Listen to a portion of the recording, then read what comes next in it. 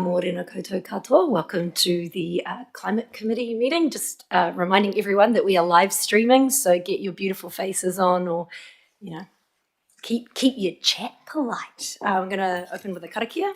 So that's whakataka te hau ki te uru, whakataka te hau ki te tonga, kia mā kine, kina ki uta, kia mā taratara ki tai, ehe ake ana te atakura. He tio, he huka, he hauhu, tihei, mauri ora. We will get into our apologies, and we have an apology. Oh, yes, apology from Councillor Kirk Bernand and apology from Councillor Gaylor for lateness, which is why I'm here. Can I please get a mover? Cool, and a seconder. So Councillor Duthie moves, Councillor Ropata seconds. All in favour? Oosh, done. Okay, any conflicts of interest to declare? No? Okay, great.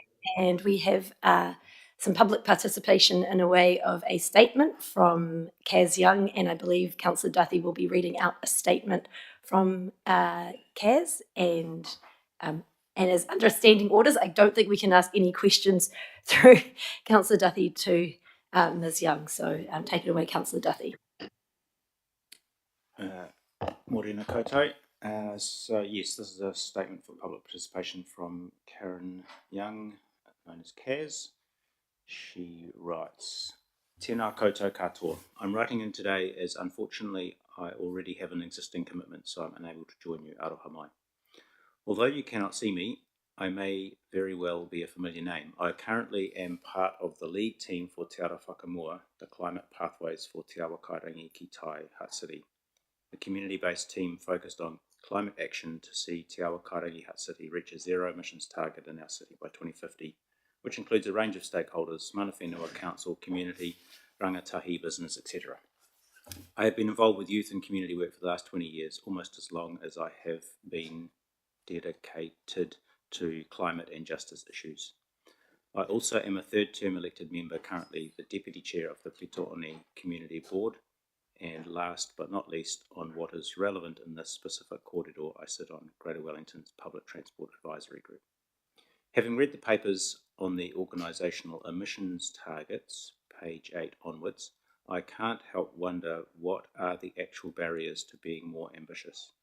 Surely it can't just be because it is a bit harder and cost us a bit more on paper. I'm of the adage that we should always be ambitious with our targets. In many spheres, I often talk about best practice and the sense that we should be aiming high because that in itself offers something aspirational and pushes us to lead and be better. It also allows for buffer that although we may not have reached exactly where we wanted to be, we were headed in that trajectory and can get us closer to attaining our goals. If I was there, I'm sure I would be asked what option you think you should go with. Explicitly, I think option A should be off the table. Please don't set yourself such a low bar. Given the options must be realistic to be presented, I would be suggesting option C, because I think Greater Wellington Regional Council should be bold and trying to stick more closely with what it set out to do when these wheels were first in motion, but also recognise you are holding a range of competing priorities as a full organisation. My concern is by aiming for 2049-50 or even 2044-45 is we may not even reach those targets. Point number 34, page 14 of your papers speaks to the main benefit of having a more aspirational target. Quote, stronger targets that in turn lead to stronger action to reduce emissions and demonstrate leadership support the intent of the 2019 Climate Emergency Declaration by Council, end quote. Stronger action is needed, and I urge you to be more ambitious in your targets to live up to what this council has set for itself, the community, and for the planet, because the longer we leave it, things will cost more. In a day and age where it is harder to do what I believe is the right thing, it is even more important to be stepping up and showing that leadership by making good, hard decisions. When I talk to locals about Greater Wellington Regional Council, the response I often get for those who seem to be aware of the council is they're the ones who deal with climate change, public transport and flooding, right? I would love to see Greater Wellington Regional Council known for taking leadership and being known for climate action, reliable public transport and managing flooding, because these climate action decisions are the ones that do matter They are seen and impact the community, and Greater Wellington is more than capable of stepping up and leading in this space. Thank you very much for your time. Ngā mihi nui, Karen Young.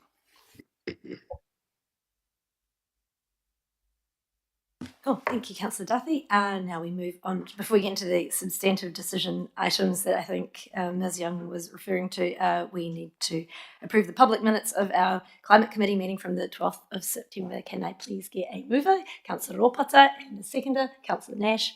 All in favour? Aye. Great. Okay. I'd like to welcome Jake to come and take us through our organisational emissions targets.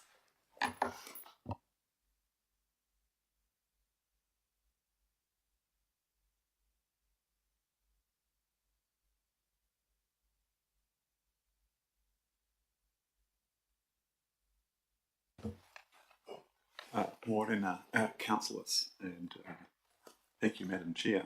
So this report is on the organisational emissions targets. This is a thread of work which has been going for the last year or so, including the last Climate Committee, where we discussed the achievability of our targets based on what our understanding of Greater Wellington's activities will be in the coming years. And particular pressures included the rate of electrification of our buses and also the rate of reforestation in our regional parks being two major factors. Over this time, we've continuously updated our emission scenarios. It is still just a, let's face it, finger in the air as to what happens. No one has a crystal ball. But the assumptions going in is really relative to the level of funding around some of these activities. And in particular, I think one of the most decisive factors is around, well, when do we get to a substantially electric bus fleet? And current thinking is now 2038, which is after where our current target is for being climate positive by 2035, and that is a major factor. So since the last report, we have, like I say, updated our scenarios. We have included the new 2038 changeover. To remind councillors, in 2019 we were thinking that we could get that changeover to happen by 2030, so this is significantly later, and so therefore changes our assumptions around what targets could be. So in addition to that, we've also we've never had a gross emissions target for all of our emissions, so we've looked specifically at that. Essentially, the options are summarised in table 1. We've narrowed it down to 3 for each of the 2 targets, but of course there is an infinite number of targets that you could choose, and because our predictions based on our models aren't precise, we have drawn from those, but they should not be treated as gospel. So, for example, regarding the gross emissions target, option B is 72%, which is what our models spat out for the high effort scenario.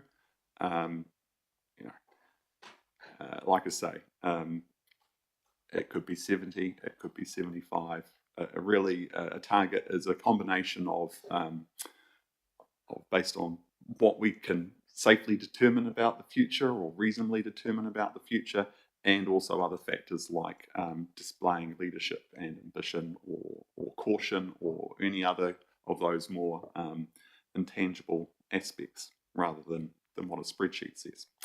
So the reasoning around our recommendations with regards to the new target for our net emissions to be climate positive, that is our sequestration in regional parks exceeds our emissions from all other sources within the Greater Wellington group. We have option A, the recommended option of 4950. Our model said that we could be climate positive by 2041, but that didn't factor in particularly reversals if for any reason that program was less successful than we thought. For example, if a fire took out a significant section of planting, then we would be back to square one and wherever that occurred. So those sorts of reversals. and also additional emission sources, because we're being encouraged to include other emission sources. And those sources that we don't currently have in our footprint are things like, for example, construction emissions and such like. We are part of the Climate Action Loans scheme from the local government agency, a funding agency, and they'd like to see us include more of those sorts of emissions. But anything extra we put in as a source, to be climate positive, we will need additional sequestration to cancel that out. The option A does give us a buffer against those two factors, whereas option C at the other end of the spectrum, it doesn't give that margin of error, but it is consistent with our models in that most of the bus fleet will be electrified in 2038. So from that point of view, it's looking good. And with regards to the gross emissions targets, so that's excluding any sequestration by forests and just looking at what's happening with emissions sources. Similar reasoning applies, but obviously concerns about forest reversals don't apply. But our options are a little bit different in that option C, the science-based or 1.5 degrees C aligned target, that's come from something completely outside of council. It's like, well, this is the global pathway, and therefore to do your part, you should follow the global pathway. And that's what that is. So it doesn't really relate back to what we're doing at all. And it sits somewhere outside, quite a long way outside, where our models say we'll get to, even with bus electrification and full electrification in 2038. So there are the options. I'm happy to take questions. Great, thank you very much, Jake. And apologies for lateness because of, well, I'm sure it was explained. Thank you very much, Councillor Saw, for picking up and carrying things. Thank you. Do we have any questions from anybody in the room or online? Just put your hand up. All right, Councillor Duffy. Thank you, Jake. Good morning. On both the net and the gross targets, officers have recommended a particular option. Can you just explain the rationale for why that option is recommended over the other ones? Through you, Madam Chair. Option A, really we've just leaned on the aspect of giving ourselves a buffer, space, in case things don't go according to plan.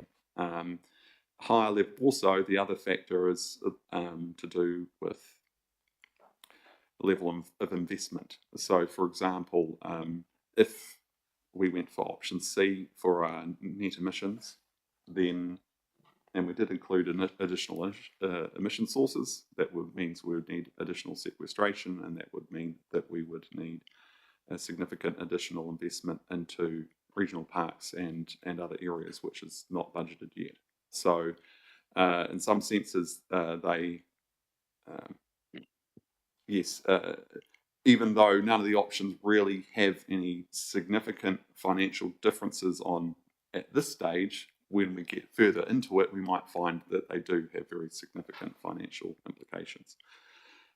With regard to choosing the middle option and the one which is aligned only with the high effort scenario for gross emissions, that's because we don't have those concerns around what's happening with sequestration in forests and possible reversals. So we've got a bit more confidence there. And I think if I could just add, I think the other more general consideration was when we workshopped this with the committee previously, there was a direction really to focus on the gross emissions, because that's where we really wanted to make our effort, actually reducing emissions rather than offsetting or insetting them. So the more ambitious recommendation for the gross emissions reflects that, and the slightly less ambitious recommendation for the net emissions also reflects that, giving ourselves more time.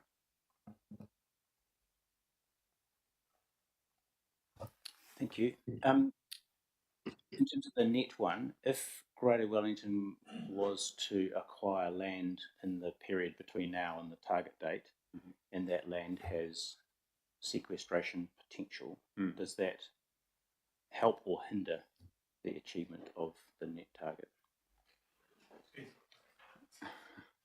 Through you, Madam Chair. So if that land had post 1989 forest on it that was growing, then that would be of immediate help towards achieving a net target.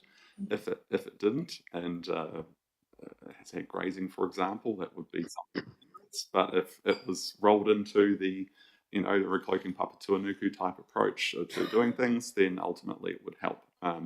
Obviously, that would come at a cost. I think I noted in the assumptions for the modelling for these targets that reduction in grazing of the flood protection land and any alternative use, for example, sequestering trees or something, that wasn't included in the modelling, but it is one of our papers later in this meeting. What would be the effect on these targets of the direction on that is sort of starting to be signalled in that paper later on? Presumably you're familiar with that paper.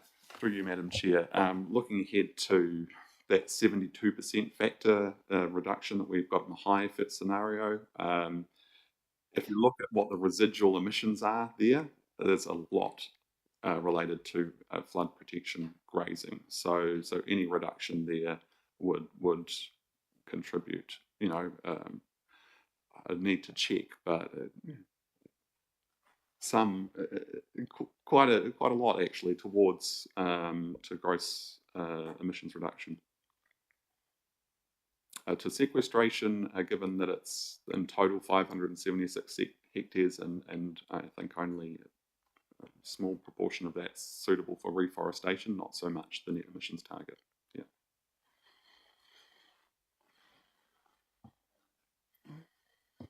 Councillor Lee. Thank you, Madam Chair. I know we shouldn't be talking about money, but we are heading into financial headwinds. So would it be safe to say that between the three scenarios, it's pretty much exponential between scenarios 1, 2, and 3? Through you, Madam Chair, the scenarios are actually not that different in terms of the amount of money spent, in terms of what's committed in the long-term plan at present, though the long-term plan really focuses on the next 3 years and less so on the costs beyond that. So to answer, I wouldn't say that they're exponentially different. And in fact, going beyond the high fit scenario, I can't talk about costs in great detail because these things haven't been costed, but I wouldn't describe it as exponential. Okay, thank you.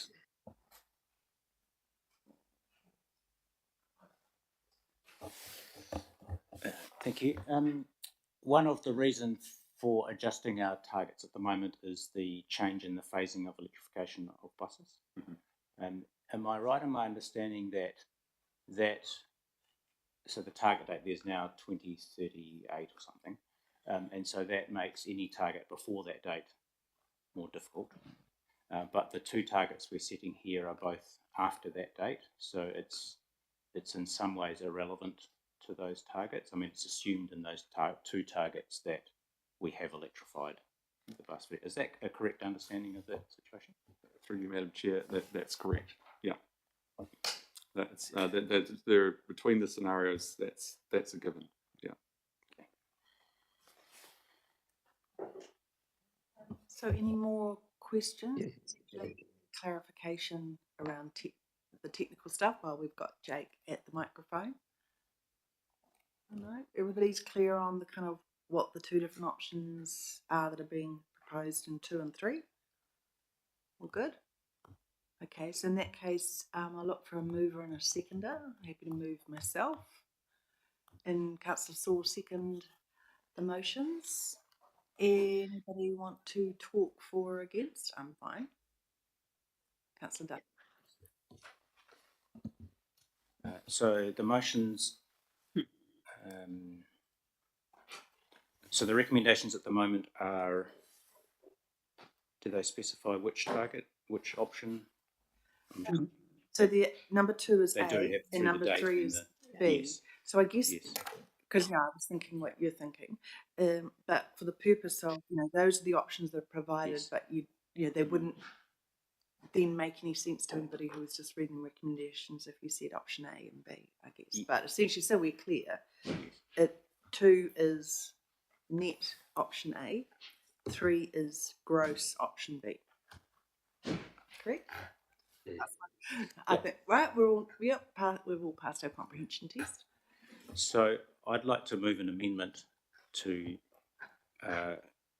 for net to be option B and gross to be option. Oh, I could better get the right one. Option C.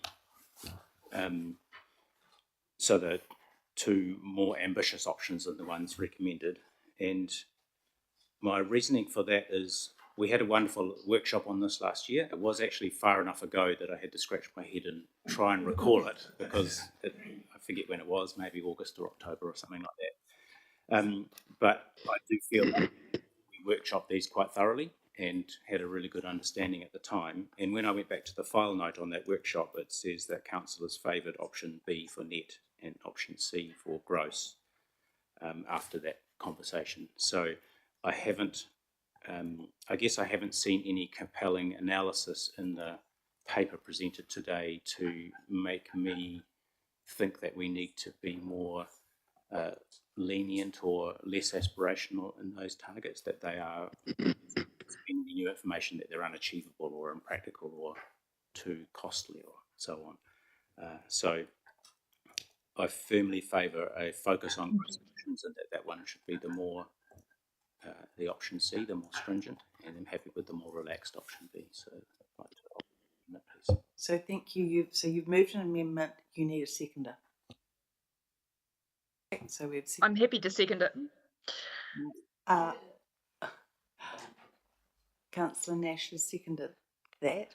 So now we will need to debate the amendment first, which will of course actually land you in the substantive decision anyway.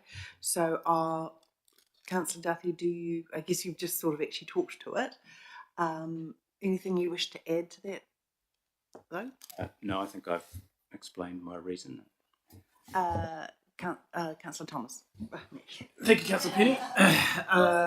Yeah, I mean, I remember the workshop too, and I remember us kind of hashing it out and thinking that those were the right ways to go. I was actually just thinking an analogy of, we're being asked at the moment by the Transport Agency to think about our private share targets, as has been widely reported, and they've been asking us to go as far as we possibly can and to have stretch goals and to do the best that we possibly can. And we are looking at that, and we're going to do our absolute best, even if we think we might not be able to do it, and even if we think actually the goals that are being presented are pretty hard to meet. We're going to do our very best, and I feel like we should take a similar approach for our emissions reduction as a corporate entity. So yeah, I think it's I think it'd be better to go with those options. As Jake said, it's not actually that different. It's really Jake, it's really a question of timing and the buffer with our sequestration. So Councillor Connolly next. So initially when I put my hand up, it was in relation to what exactly we were moving, because it wasn't clear when the motion was first put what options we were supporting. I am in favour of option B and option C. In fact, the paper calls the net emissions option B a balanced option. So it's fairly unclear to me why then staff recommended option A. But yeah, I support option B and option C, which shows leadership but is still attainable. So I'm a little confused as to where we are with process, but I definitely support the amendment going with option B and C. Anybody else want to speak in debate? We'll take a little moment there. Is everybody clear that what would be the amendment would be moving from and to? We're just going to pop it up. Make Oh, it's yeah, good. they've all got papers here. Yep. Okay. Well, I'll put the amendments first, as moved and seconded by councillors Duffy and Nash, and debated. So, amendment being, what was the word? Do we require an actual wording? Yeah. Yeah. That's the, Yeah. that's the word. Yeah. Everybody see those? Can you see those online? Yes, fine. Okay. Shall I put them both together? Amendments number 2 and 3. All those in favour say aye. Aye. Oh, I think we need to show our hands because we're a bit lean on numbers here. 1, 2, 3, 4, 5. Yes. Bessa, yep. Is it a hand up? Okay, so Yep. that's great. So that's now the substantive motions as the recommendations 1, 2, 3. Okay. So now you understand what we're now doing, and I'll put the motions now 1, 2, 3 having been amended. Yeah. Yep. Motions amended. Yeah. Yep. All those, It's a substantive motion. those against, motions are carried. Great. Don't think Jake will be too disappointed though, eh? Yeah, you're all good. You're all good with us? We're still good? We're still good. Yeah, it's great. Let's see. Great. So I think now we'll move on to item number 5. And Jake, do you want to return to the hot seat? Thank you.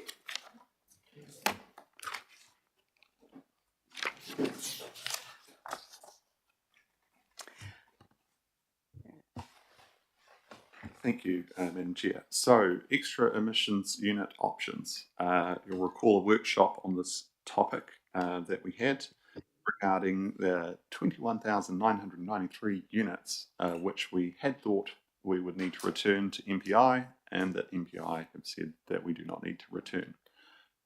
These units originated from land which was thought to be eligible for to earn carbon credits, turned out not to be eligible because it wasn't naturally regenerating into forest, and is now being deregistered from any scheme. So there aren't any more units being earned from it. But however, we've got the ones that have accumulated over the years. So the options being put forward to what we do with those units: option A, cancel them because they were created in error, and these emissions units are permits to pollute. So essentially, if they're put into circulation one day, they will probably be used by an emitter to meet their obligations under the emissions trading scheme, and they represent a liability to the government in terms of meeting its emissions budgets. Option B, which is the recommended option, is to transfer those units into the Low Carbon Acceleration Fund. At the moment, the fund is just is the units, the free allocation units from pre-1990 forests that we acquired when the government was handing those out, and so this will be the first time that we've transferred units in, and in fact this is why decisions required by this committee and council is that there is no delegation for transferring units, so we can't just do it. And I have to say, unfortunately, for the people that are following the news, the carbon price has dropped significantly in the last 2 days. So everything's gone in the wrong direction, or the opposite direction, I should say, from what was expected. The government runs emissions unit auctions several times a year, and when those auctions fail, what typically happens is the price increases because units have not been put into circulation, so that's a constriction in supply. However, the opposite has happened after the auction that happened on the 19th of March. So yesterday they're at $54. So not 64. So essentially, the paragraph 15 saying that there would be $1 million in funding immediately available, that was predicated on $64, not $54. They absolutely will top up the LCAF, and if the carbon price does, as we hope, continue to rise to as is widely expected, that will mean that more funding can be allocated via the LCAF, just not right now. Option C, sell immediately. Again, we'll just have to revalue that number in paragraph 17, but it's 54 times 21,993. So if someone wants to work that out, that would be the immediate revenue from option C. And option D is to do nothing. There is no pressing need to do something with these units. It's so that the question could be revisited. The units won't expire; they'll just sit in our account. So I'm happy to take questions on that. Thank you. I have a question, and then Councillor Lee. So, the value that we can realise in time, is that today's value or the time at use? Through Me? Yeah, of course, through you. I'm responding to you. Sorry, Madam Chair. So could you just repeat that? So, say they're worth $500,000 today. Yeah. But say in 8 months' time, when we go to plant another 100,000 trees, will those units be worth today's dollar, and we can therefore only plant 50,000 trees? I understand. Yes. The idea of the LCAF is to capitalise on the increasing price of NZUs. So, the difference between option B and C is option B will hopefully realise additional value from that rise. Option C we would not. However, no one knows what the future holds. So if the price of NZUs drop further, then perhaps option C is the better one in terms of money earned. And of course, that we will act smartly, and that would be to wait till optimum time. So I'm sure that would happen. Great. Thank you, Councillor Lee. Thank you, Madam Chair. I'm quite supportive of option B, but in option B you mentioned that there's a possibility of reputational risk. That's quite low, isn't it, to be honest, given that MPI have basically indicated that we don't need to surrender those credits. Through you, Madam Chair, it's a difficult thing to judge. They are permits to pollute, so there's that downside of if they are sold and used. However, option B, the funding would be used to reduce emissions, which would mitigate that, and it is actually extremely hard to judge which is if it will get balanced out or actually be better. It really depends on the bang for buck you get out of the spending that arises from it. Yeah. Councillor Saw? Thank you, Jake. I just had a question around, as more of clarification and understanding on paragraph 11 on that we currently have no existing policies or delegations in place to govern adding more emissions units. Do we need any? Is it not necessary? Could you just explain the background to that? Absolutely. Through you, Chair. So the Treasury and Risk Policy, you will remember that when that was adopted, we put in a lot of rules, policies about the delegations around administering the LCAF in terms of selling units and managing risk in terms of the price of engines used dropping and those sorts of things. So that's all clear, but at the time we didn't think of putting in some policies around transferring units, which is why this matter has come back. Yeah. So there isn't anywhere else some specific rules about this. Yeah. Do you think we'll be needing some, or are there other more pressing things? Well, it's through you, Madam Chair. It would be useful because, especially with the change to the emissions targets, which has just been agreed, it means that any sequestration that happens on GW land, we can register in the emissions trading scheme, earn emissions units, and those could be sold, because climate positive is about what's happening in 2044, 45 now, not what's happening before then. It's an in-year definition. So everything that precedes is actually available. So yes, we could make more transfers of units into LCAF from the new areas we're planting, and that probably will become more routine, and we probably should have some policies about that. But is it pressing? Probably not just yet. Thank you, Councillor Connolly, then Councillor Duffy. Morena, Jake. So I have I was a bit conflicted on this one, because part of me feels like we were given the units in error, and that kind of the correct thing to do, upholding the legitimacy of the emissions trading scheme, would be to write them off and get rid of them. But part of me also thinks that the legitimacy of the ETS is MPI and MFE's problem, not really our problem, and we're better to capitalise and do some good things for the environment. But I was just getting your take on, do you think us using it kind of riffs off Councillor Lee's comment, do you think us using these credits does undermine or further undermines the ETS, given we should never have been given them in the first instance, and we're capitalising on an error?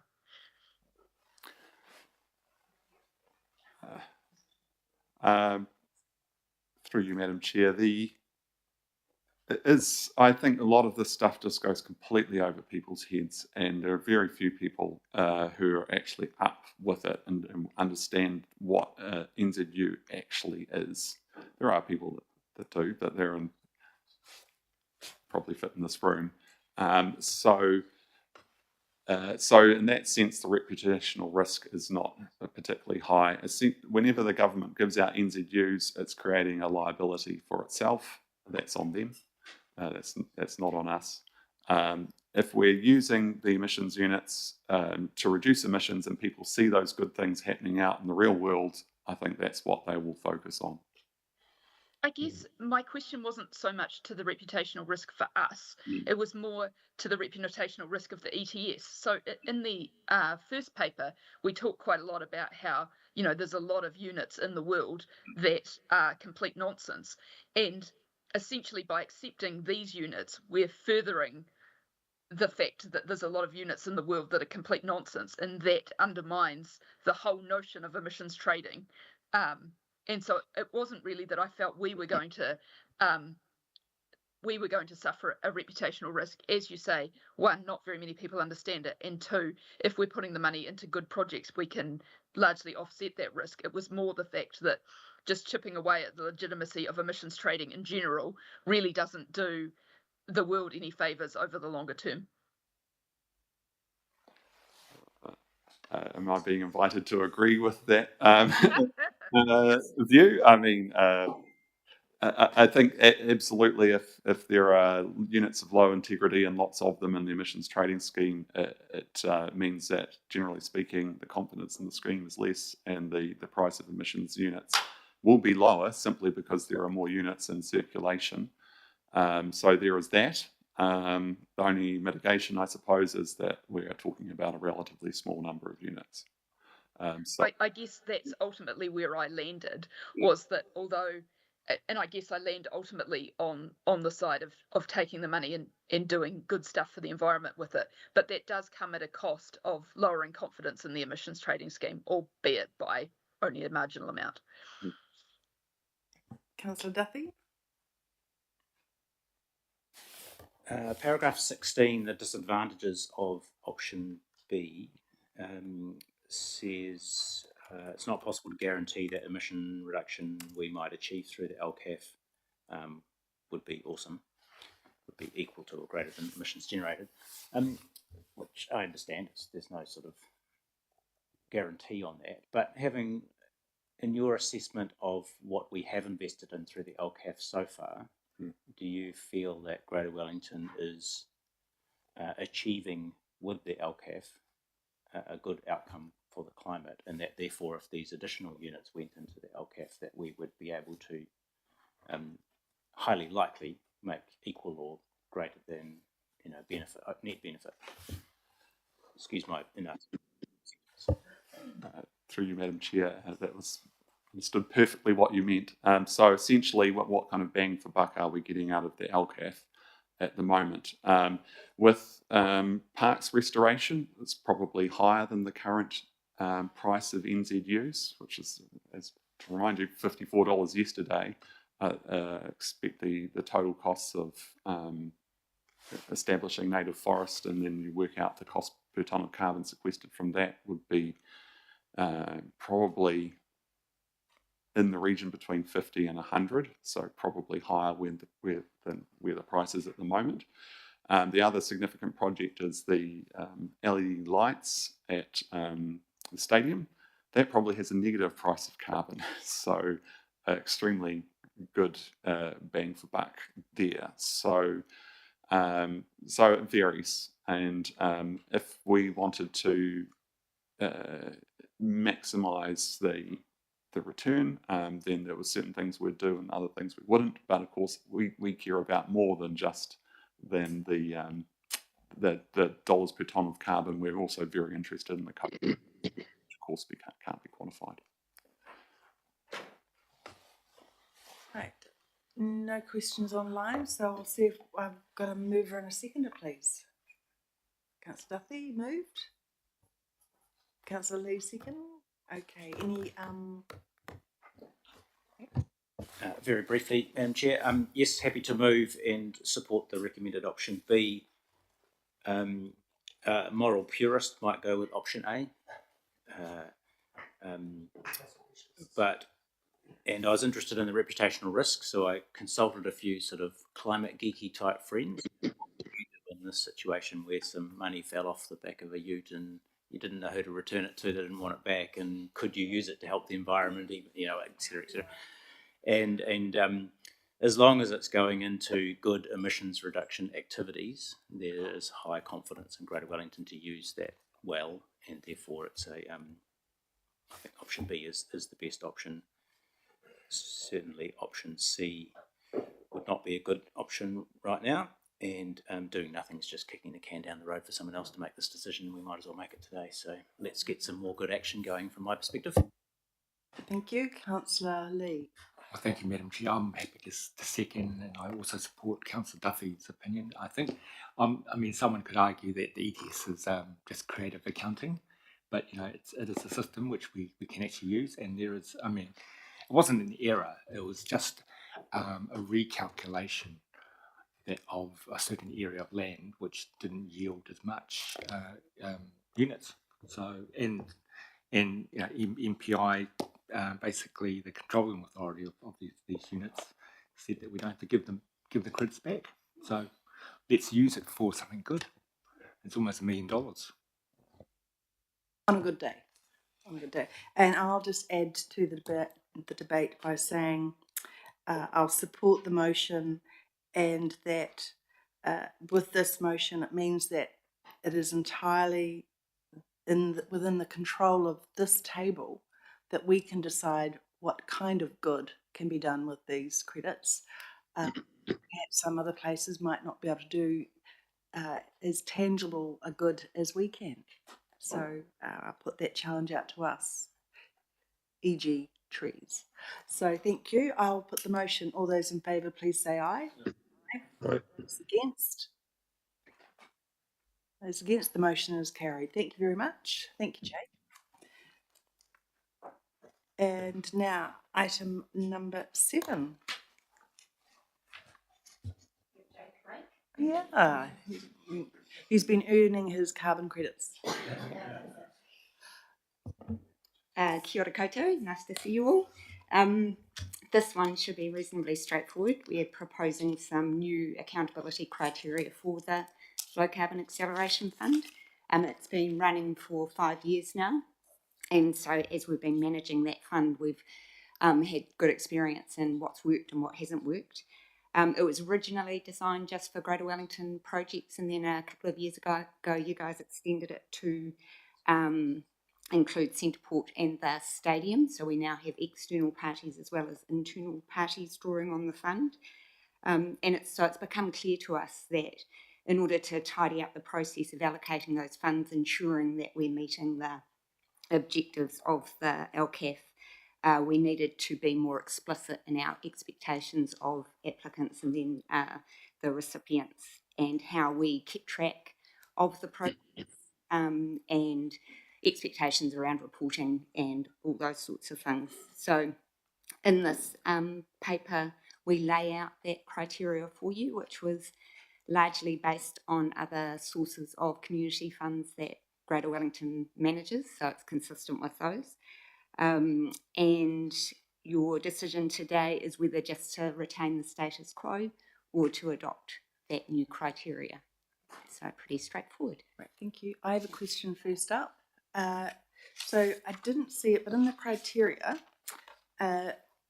would there be the possibility of adding in something that might be along the lines of when the project goes in, there's a sign or a sticker or something that says this project was brought to you by the GW Carbon Fund. So, yeah, I think that's something that we then, from time to time have a discussion about, how come people don't know what we do with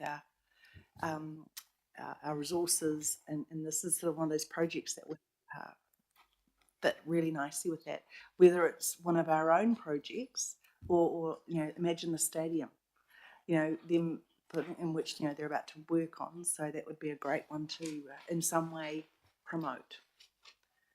That could be possible. Yeah, definitely. I mean, we have in the project report, we've asked for permission for any collateral and photos and all of those sorts of things to be able to do that. And so we can add that there. Yeah, good. Yeah. Thank you.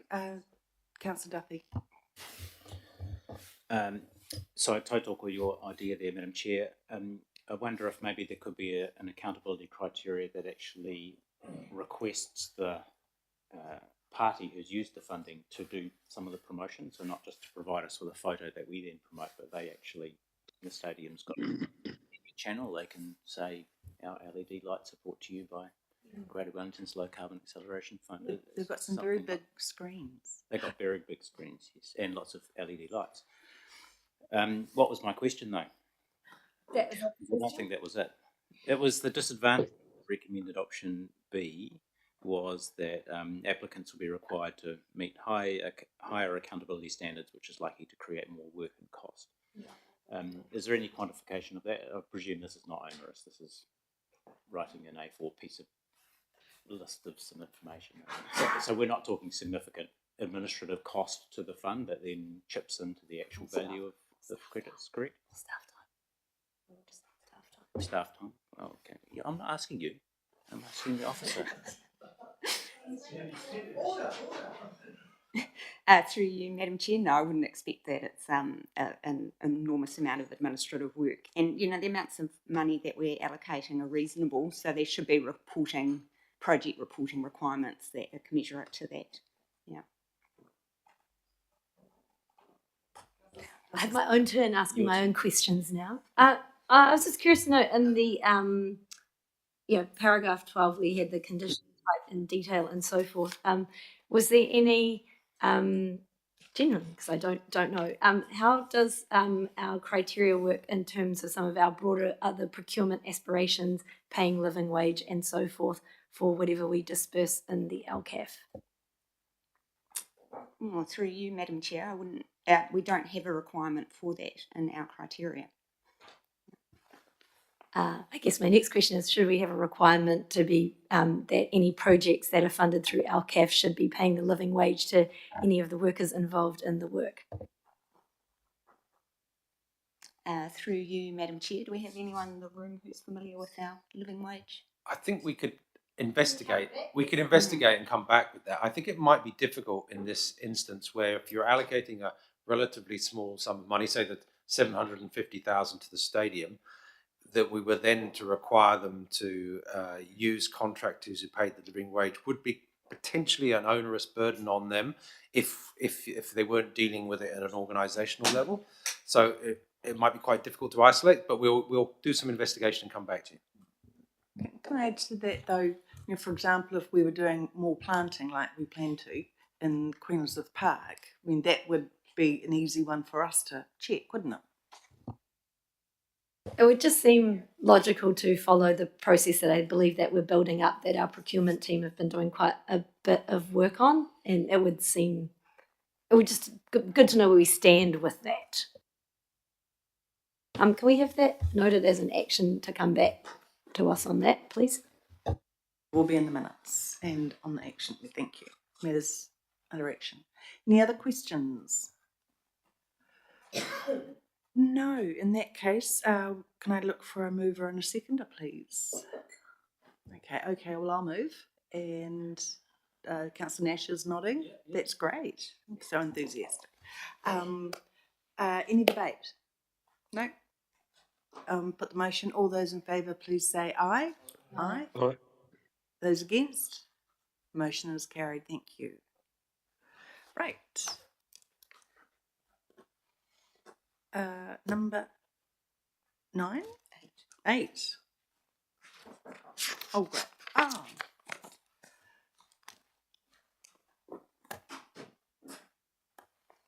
Floor is yours.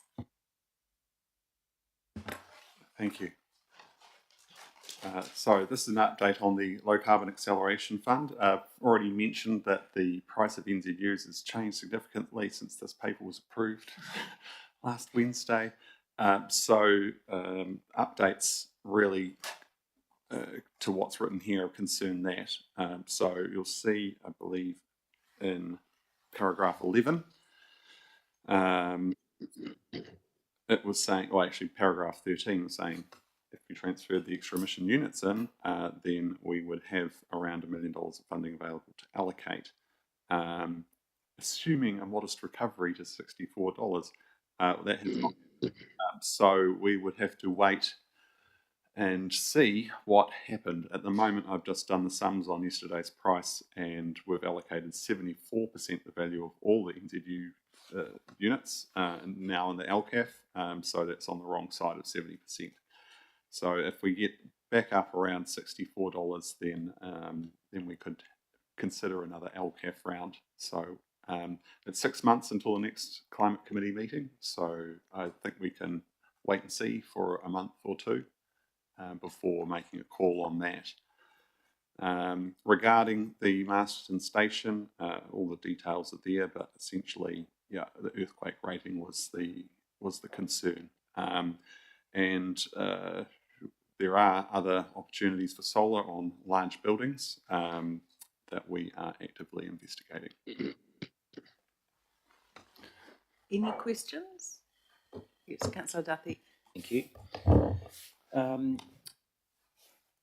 So my question actually follows from your point earlier, Madam Chair, around promoting our use of this fund, and it specifically relates to paragraph 7, recloaking Papatūānuku program. Mm-hmm. And we're doing a lot of this planting, and to the average park user, that might not be obvious that that's being funded by this sort of thing. And I had an example or a situation over summer where a park user contacted me because stock from the farmed area had got into a recently planted area. I have no idea whether there was any damage done, and it might have been just a recreationalist leaving the gate open, or it might have been a damaged fence, I don't know. But it did occur to me that at the gate that people pass through every day, there's no sign saying that on this side is farm and on that side we've just planted all these baby trees that are growing, and they're actually quite an expensive asset for us. So there's nothing to actually tell people it's really important you close this gate. And so it's like parts operational sort of close the gate type thing, but it's actually a promotion of our low carbon acceleration fund investments, especially around my backyard park of Belmont. There's a lot of these plantings now. We should be promoting to park users the good that we're doing there, and the multiple benefits it brings. It's coming from a climate funding source, but it's also biodiversity and water quality and erosion prevention and that sort of thing. And I know park budgets are very tight, but I wonder if through the Climate Acceleration Fund itself or some other thing, there could be some standard signage that could be used to, like Madam Chair was saying, communicate to the public about our investment. So is that something that could be looked into? That's Absolutely. I'm answering for Jake, but Jack is in the room, so and smiling. Heard all that, probably already typing something to staff about an idea.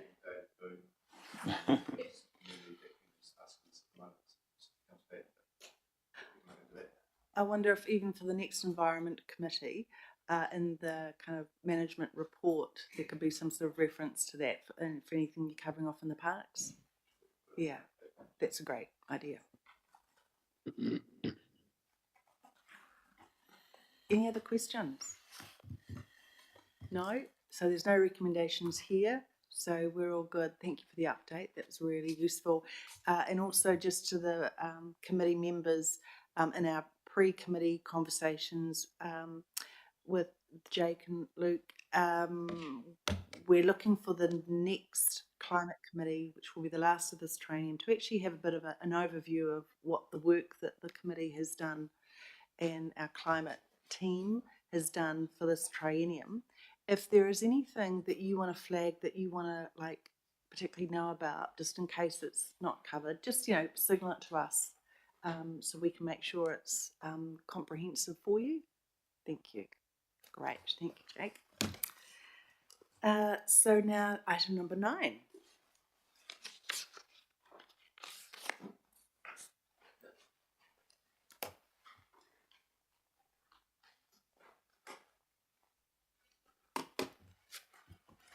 Welcome, the floor is yours.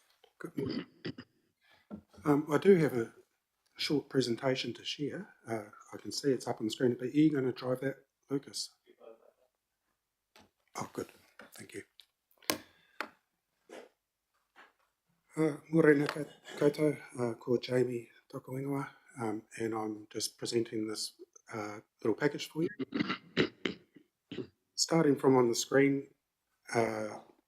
I've just put those images there because it's a good way to sort of bring you in to the area of interest. You can see on the left is Lake Wairapa, and then the Operua spillway in effect running into it. And then on the right is the upstream side of the Operua spillway, and the Operua spillway is significant in this, as I'll talk to shortly. But on the left-hand side, all of that water of the spillway, underneath it is the land that is a part of the land that Greater Wellington owns for flood protection services. Hence the reason there. So here we go. Just so to introduce the project in a nutshell, we looked through all of the grazing licences that we currently have for flood protection purposes, and these are all in the Wairapa, and had a bit of a deep dive into them from a more of a holistic view and around ways that we could achieve abatement of those emissions from the grazing licences. And the short of it is that where possible, we believe there's good opportunity to transition over time into nature-based land management approaches. So that's going to be the core of the outcomes that we found from this research piece. And why have we been doing this now? Well, again, in short, it's because we had an action in our climate emergency response action plans within the organisational action plan to look into this area because we had identified grazing in the total organisational footprint as an opportunity for making reductions because it's an area that our decisions can actually influence, maybe slightly easier than, say, decarbonising the bus fleet. And we had a good plan in place through the Toitu Te Whenua, the Parks Network plan for the retirement of grazing within our parks and restoration of those areas, but we hadn't addressed the other grazing sources in our emission footprint, and that was the purpose why we undertook this work. So the challenges that we have, or the overall picture, if you like, is that at the moment these non-parks grazing or the grazing activities on flood protection land make up about 5% of our total organisational footprint. So it is a significant amount. We've got just under 600 hectares that we currently licence out within the Wairapa, and most of these are around Lake Wairapa. There's a few scattered further up the valley. And we've been using these licences for maintaining the effectiveness of the spillways to keep the vegetation low, for when there is a flood event, for the water to have a good clean passage through. But in the modern day setting, maybe there's other opportunities that we could be managing these spillways and flood protected areas as well. So that's the core of it. We also know that we did a little cost analysis on the emissions, if you like, and using the Treasury guidelines and looking at 2030 net zero target, which is now changed, but that the current grazing activities, if we were looking at a carbon cost, are greater than the revenue that we currently get from the licences.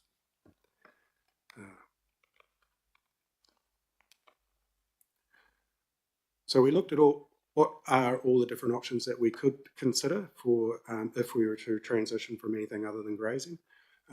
As it exists at the moment, things like doing grazing reductions, stock controls, but really when we looked into it properly, the main things that come out are these nature-based applications, creating floodplain meadows and restoring some of the wetland areas, and potentially native horticulture as well, harakiki or manuka options. And we also looked at, well, what's going on in the bigger picture around us at the moment, and does this align? So we feel there's good alignments, but also dependencies on things such as, and most importantly at the moment, probably timing-wise, is the review of the Lower Wairapa Valley Development Scheme. Some of these licence areas are either adjacent or within the scheme. The Māori Tuhunu framework gives strong alignment to this. What's been happening out around Wairapa Moana with the stand-up of the statutory board and the interests of mana whenua partners and us supporting in that regard. So, and 3 of the 4 current long-term plan focus areas directly relate to the work that we've been doing here as well. So the timing is good in terms of thinking about what's going on and what's coming up ahead of us, that we could start thinking about other options of how we manage our assets out in that area. The opportunities are to return some of the lost wetlands. We know that more than 97% or 97% of the wetlands around Wairapa Moana have been lost over time. So some of our land areas could complement bringing back some of those wetland areas. And then if we had the floodplain ecosystem re-establishment as well, and floodplain being used as what they call flood meadows is a concept that's very popular over in Europe and has been over the last 10 or 20 years of returning areas of land purely for these purposes. It provides, there's a scope for some sequestration, maybe more qualitative than quantitative in the short term, as some of these wetlands and the likes are not included in the ETS as it is. But we also have the opportunity for adaptive ecological resilience to climate change, particularly ecosystem migration. So some of these areas being close to the lake, as we look further into the future and water changes and salinity changes, we've got a chance to support that. So the main benefits, if you like, or co-benefits, whilst the work was driven by looking at emissions reductions, it's actually all the other things that we could achieve. It's all those overlapping co-benefits of partnering with mana whenua, the biodiversity and the ecological benefits, potentially water quality, reducing sediment flows into other water bodies. So it's the co-benefits that are the best part about it. What has changed? I'll just quickly touch on what were the 3 main ideas that come out of it. So I've touched just briefly on the floodplain meadow idea. One of the other things with the floodplain meadow idea is that we could also cut the vegetation a few times during the year and create some revenue out of that. And that revenue could potentially be used to then support, some of the restoration that would in the area on an annual basis. So you could be self-funding a little bit of restoration each year as you went along. But also by cutting the vegetation, you could do it at the start of the summer to reduce fire risk, for example. So it could be a vegetation management control as well. But the best thing about the flood meadows, again, is the ecological and biodiversity benefits that it would provide. It would be great habitat if you planted these out with generally it's plantains and native flowering plants and things like that. But you would provide very good habitat for a lot of pollinators, which then has the ecosystem services around it as well. We did identify some areas within the various licences that would be suitable for some active restoration as well of either bush or wetland. So roughly 60 hectares would be appropriate for that net.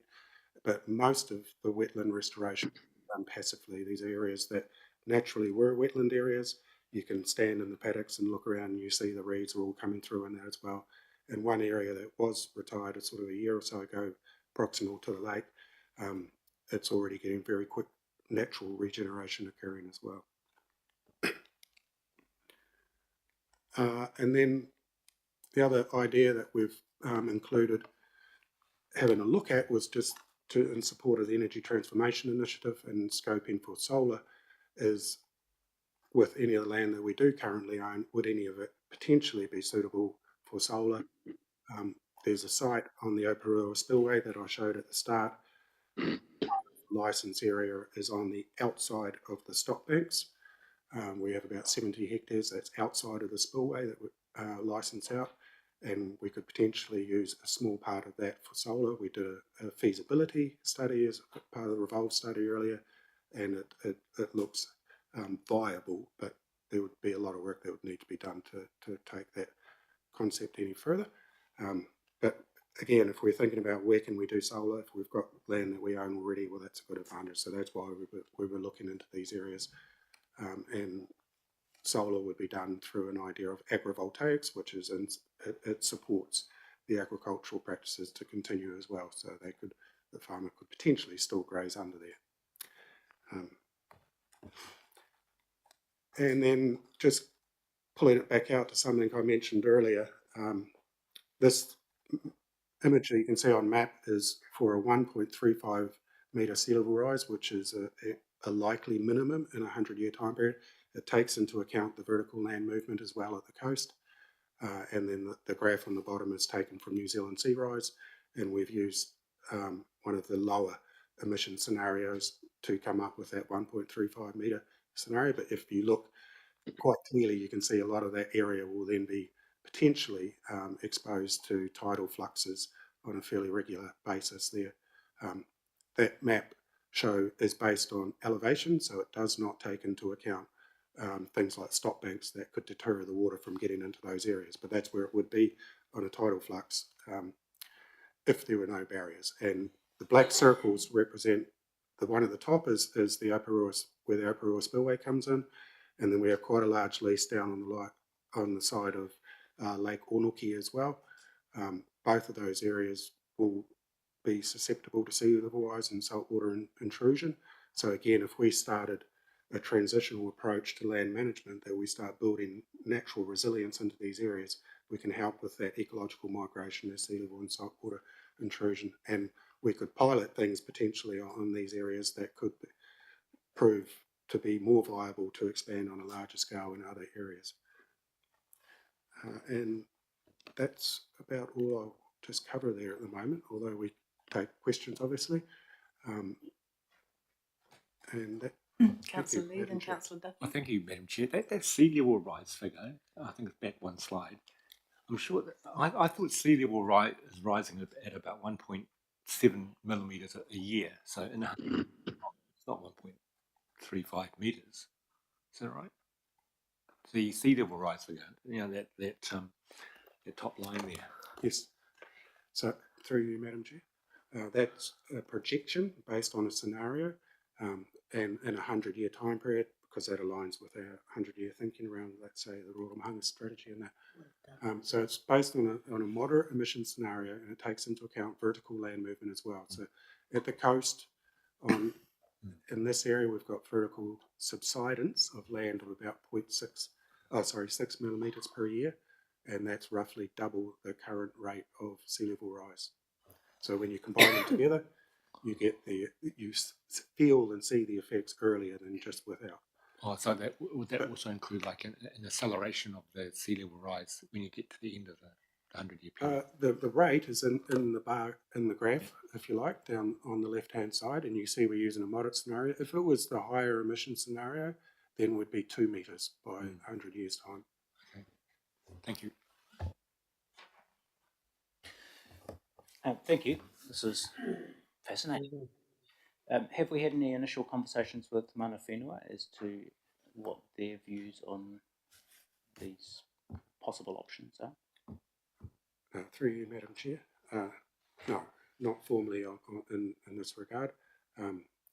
There would have been many discussions around some of the ideas and concepts that are presented in here in lots of different forums in previous years. And we can be reasonably confident that the idea of nature-based solutions and applications are quite favourable or supportive to mana whenua's interests, but we would need to do it formally, and ideally there's plenty of scope within, say, with the Waraka Mine Statutory Board, with the review of the scheme, where we could, I'm sort of speaking ahead, assuming that some things might happen, but the opportunities for partnering with mana whenua and being involved in the decision making around any changes to land use are timely at the moment. There's things happening in the pipelines that it could be incorporated within. Thank you.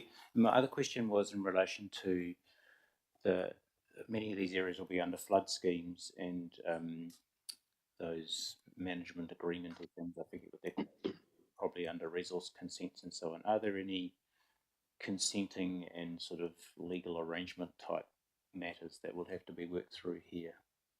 Yes, there would be, definitely. Are they significant or barriers? Potentially, but it would be on a case-by-case. If we're thinking of the individual licences, then it would be on a case-by-case with the licences, where they are, what are the conditions on that land at the time. An example could be that if we acquired the lands through the Public Works Act, then they could have a very specific purpose as to what they could be used for. That could restrict things, and the characterisation of the land, the soils as well, also has implications. So within the Oparua Spillway, they are very high-grade soils. So if you were to use them for anything other than agricultural practice, then you have to have good reason why. So things like that could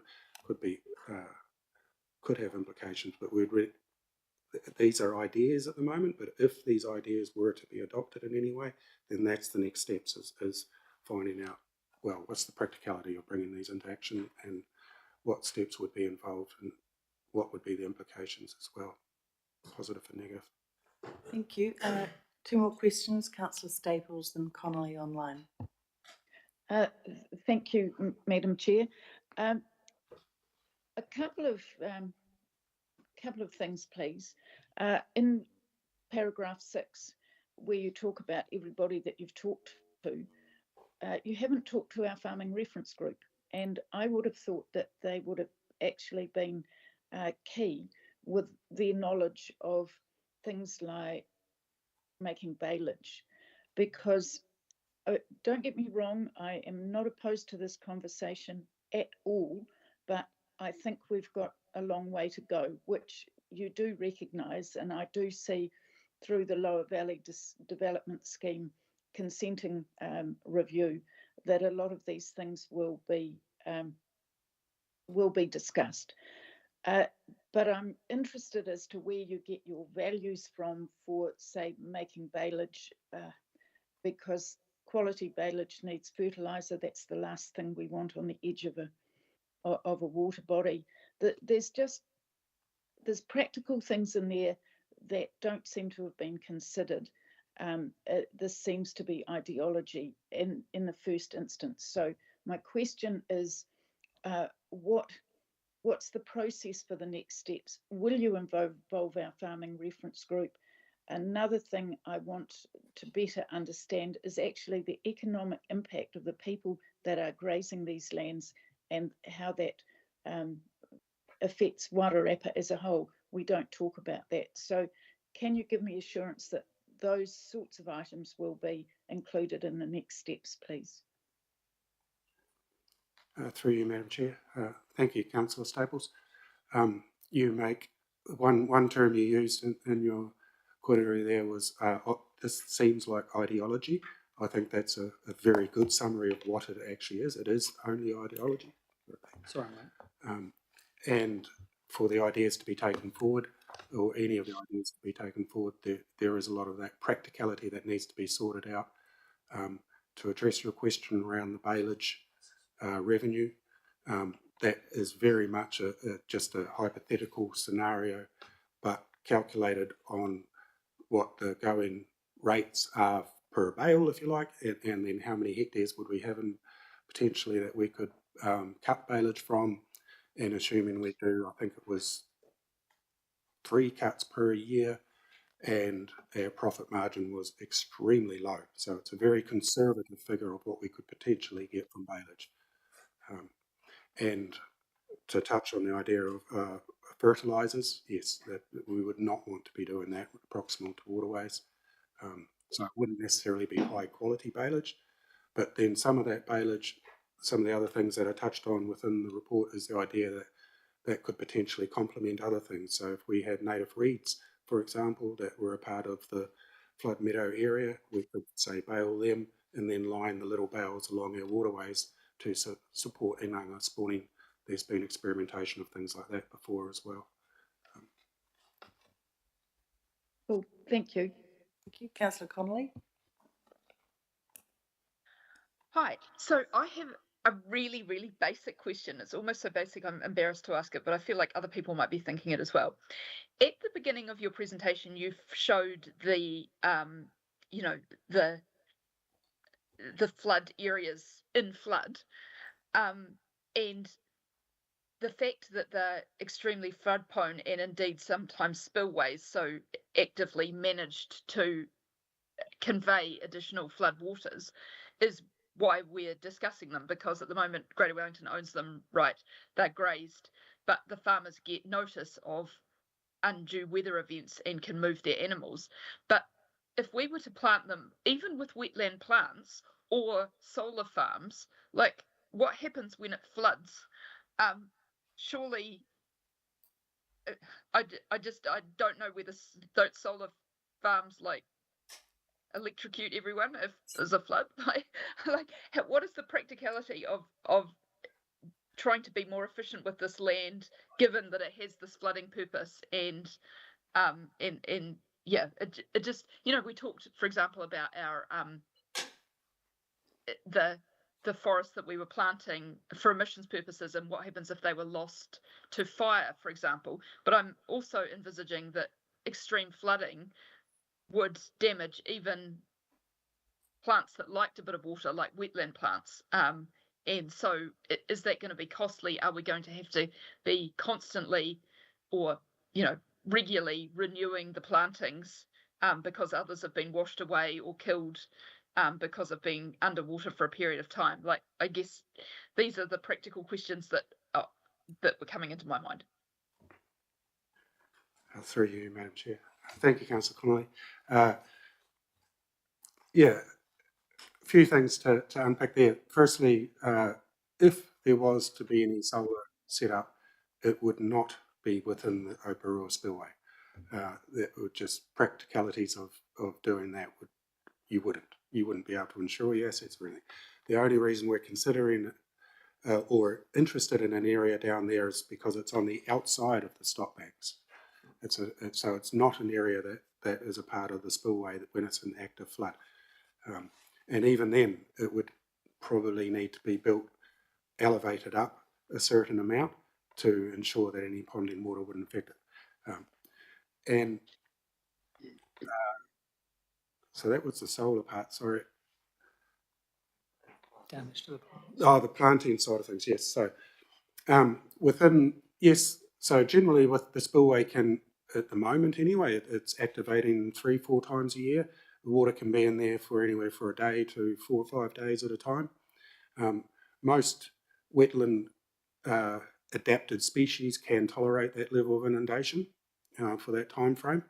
And if we were to go any further with any of these ideas, it would be our colleagues in Rapataio, the biodiversity experts in that would develop the most ideal planting arrangements and distribution of species in that. But you would probably be just planting on your fringes and still allowing the middle of the spillway to be full flow in effect, and then that would be where you'd say have your flood meadow part and your bailage would be coming from.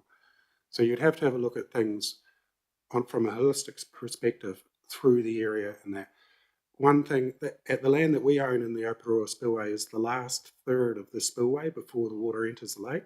There's 2/3 of the spillway further up. So if we had some wetland development in the lower part of it, it could be used as a way of capturing some of the sediments, for example, that may otherwise get down. But then in a big flow event, the water is suspended with sediment all the way through anyway. And just That's really so. I'm hearing that there are species that would be happy with being underwater for 4 days or 5 days. What about the other side of the equation, drought and over summer and long periods of drought increasing over, would the same plants that like being underwater for 4 days be able to deal with increasing drought periods? you would need to do, through you, Madam Chair. That's a reality of the Wairarapa. We are going to have floods out there and we are going to have droughts. And having species that are well adapted to both ends of that extreme are quite rare. But you would need to do your homework and you would need to get it as best as possible, reflecting what would be the correct distribution and abundance of species expected to be in that area. But the drought side of things is definitely a part of this, and likewise fire risk in drought periods. And just to come back to one thing that Councillor Staples mentioned around the next steps, is that the concept, the ideology here is now adopted with Rapataio. Hence why Peter's just come in to join us, and Jack and Dave are here as well. And they will work with Tihanga Whirawhiri now to explore these ideas further within their own work programs and alignments for them. Thank you. So Councillor Nash has a question? Yes, I didn't understand. I'm sorry, I don't understand what we mean by ideology. I'm not being cute, I just actually don't understand. And I'm just wondering, presumably, my understanding is we are looking for some possible ways that we could investigate to possibly reduce some of the grazing emissions on our flood protection land, and we've done that. We've got some options. We're not making any decisions. It's not a decision paper. That doesn't seem to be an ideology. That's just a response to an action that we requested. And I feel like we shouldn't say things that we aren't sort of justifiable or we don't understand. Otherwise, we'll get misunderstood. Or is there an ideology that I'm missing? Is it ideology to want to reduce emissions? Is that what we mean? Or is it ideology to want to reduce emissions on grazing land? Or is it ideology to want to reduce emissions in some very specific ways within the options that have been presented? Or what? Can somebody explain what we mean? Thanks.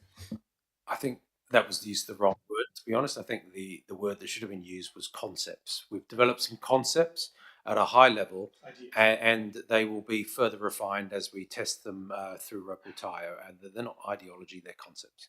You got any other questions? I think that's actually been a really helpful question too. Thanks, Councillor Nash, for me as well. Okay, that's great. Thank you very much. Very good. I did spot Jake's influence in there with the farming photo. Yeah, I saw that. I saw that. It was all Jamie. Great. That was fun. I couldn't resist, I'm sorry. I do have a small Fonterra truck if you ever want to borrow it for a photo shoot. Okay. Right, now our last item, and because I was contemplating breaking for morning tea, but let's actually just crack on. And so, Sophia, you're going to introduce our last item for the morning. Thank you. Yes, morena. So Anna and I are here to present and answer any questions that you have about this paper, which is really to provide you with an overview of the Porirua Citizens Assembly on climate change, which is currently underway, and what our role as Greater Wellington is to be supporting this. I'm quite happy to take the paper as read and for us to just answer any questions.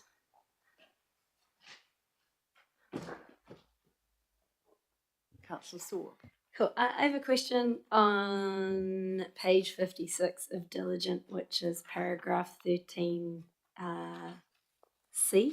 E, sorry. The feedback from Rangatahi about how they want to be involved in the democratic process.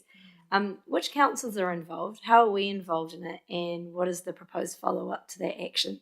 I'm particularly interested because yesterday I ran a RPTP consultation with a bunch of year 5 and 6 students, and it went really, really well. So, and this is also one of those things I've repeatedly been following up in this term. So, curious to hear more. Yeah, go ahead, ka pai. Tēnā rā tātou, tēnei te mihi kia koutou, te tautoko I tēnei kaupapa, I te mana whenua te rohi nei, tēnā koutou. So that question there, Councillor Shaw, who's been involved? So from our side, we've had Enviro Schools support the coordination across 8 different schools in Porirua. It's actually the first time where they've used 8 different schools with rangatahi on a kaupapa that hasn't been sports centric. So Enviro Schools coordination has supported that. Porirua City Council also. And the great thing about this assembly is that the second session that we had really focused in on rangatahi. And so through that session, rangatahi got to share their aspirations and also their concerns. And part of what that mentions there is about, again, how do they advocate for their voice to be heard and how they will remain as a collective, but also the support of the other 50 leaders inside of that community assembly group. So they were really asking the question about how do they participate in a democratic process, but recognising the support of other leaders to help them through that. Yeah. So my question there will be, who is supporting them to participate? Because this is a question I've had for a very long time for this council. Pai rawa too. Remembering the recommendations haven't yet been set, and this will happen in the next session this Saturday. So we don't know what those recommendations are going to look like just yet. I don't think it's just going to be climate centred actions. Potentially there will be some democratic recommendations associated to democratic process recommendations that might come through that. The leaders there as the community assembly have talked about inside of their forum how they might be able to do that. But again, there isn't anything set just yet. I hope that answers your question. Yeah, I guess the point is that I find like Enviro Schools is great for running programs that are about that are based in people's communities, but in terms of that next step of civic participation and for supporting rangatahi to have a voice in the way that we've had some tamariki and rangatahi come and present here, I'm just wondering how that's being built in. If there needs to be any further involvement, we could probably take that offline, but that's what I read in that particular paragraph. I would just add that I think the process that we're observing is also a process that we are taking notes on, and we'll also be looking at how that process has run and what the opportunities are for us as a council that we could be enabling in the future within our own processes. So that would include how we would be thinking about supporting rangatahi to participate in processes in the future. Right. I guess this is a question I haven't had an answer for about 2 years. So, I think there's an action here of what do we actually do when there are rangatahi saying they want to participate. Yes, there is a process within their assembly, but I think there's also what is our response to encourage and engage and support them. Yeah, I like that. I like that thinking. Part of the Citizens Assembly and the independency that it holds, I think that's really important to note. And of course, yes, having rangatahi involved in shaping those recommendations that come out on Saturday is a really key factor. But again, like you're saying, how do we continue that support, and what are we thinking about as a council to ensure that rangatahi voice is part of our democratic process? And again, we will take some guidance on what those recommendations will look like. We'll take some guidance on what we've observed inside of the assemblies as it's been running, and thinking broadly how we might continue to support initiatives like this, but also recognising that it needs to remain independent of us. If you do, what resources would you have in terms of using principles of youth development, youth participation, and whatever steps you might take? I don't have an answer for that at this point. Yeah. Okay, Councillor Ropata and then Councillor Duffy. Thank you, Chair. Kia ora koutou. I've participated in the climate assembly. It's been really interesting and lots of things to observe. I think part of the answer to your question, Councillor Saw, is when iwi run things, it's just business as usual to have rangatahi in the room. It's not even a question, and actually, I think that independence, you're right, and it actually helps the conversation because they feel a bit more freedom. I'm unsure whether or not formalising democratic processes for rangatahi I think that would change it completely, although they're asking for it right there. They basically want their voice heard. So it's somewhere in between those two things, that's right. You know what I mean? So I'd like to see just it become business as usual so that we're not out on the, they're not out on the margins struggling to kind of get in. But I don't know what that looks like because I think formalising things might actually change it. So you're right to, good on you for observing it. It's a difficult conversation actually to have, to be honest with you, as a councillor listening to your rangatahi talk about stuff. It's difficult because their aspirations are like, they're not realistic sometimes, but it's real. They really are participating in really good conversations. So, yeah, just wanted to say that. Thank you. I find this quite exciting. I'm looking forward to seeing what emerges, and like the idea of independent conversations going on that then come to us to wrestle with. Assuming that some of the recommendations and the thinking is both about adaptation and mitigation, to use the jargon, I'm aware that our RPTP closes on Friday, submissions close. If we receive recommendations from this group on Saturday that concern public transport, but we then can't consider them in our deliberation because they weren't received by 4 o'clock on Friday, is there a way around that? I think we've explicitly said we'll take late submissions on the RPTP, so don't worry about that. So any public transport things that emerge from this can feed into that process. Yeah. Can I just note that the formal recommendations won't be presented to us until the 15th of April. So even though the two assemblies will come together to deliberate and work through what those recommendations might look like, it won't be formalised until the 15th.